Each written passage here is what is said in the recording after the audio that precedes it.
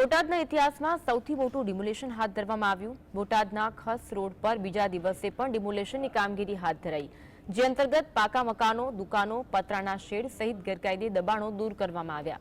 તંત્ર દ્વારા દબાણકર્તાઓને અગાઉ નોટિસ આપી દબાણ હટાવવા જાણ કરવામાં આવી હતી। દબાણકર્તાઓ દ્વારા દબાણ દૂર ન કરાતા ડિમોલેશન હાથ ધરવામાં આવ્યું હતું।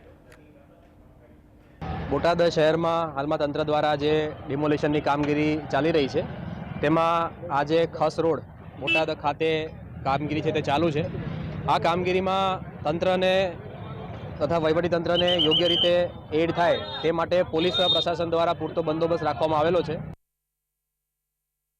સૌ પ્રથમ તો કેટલા દબાણો છે, આરએનબીના કયા છે, નગરપાલિકાના કયા છે, મામલતદાર સિટી દ્વારા જે સરકારી પડતર ઉપર દબાણો થયેલા છે એનું એક યાદી બનાવેલી છે। એવા જુદા જુદા જે દબાણો છે એની અમે એક યાદી તૈયાર કરેલ છે। એ યાદી મુજબ અમે એક રૂટ પ્લાન તૈયાર કર્યા છે અને મુજબ અમે ડ્રાઈવ કરીએ છીએ।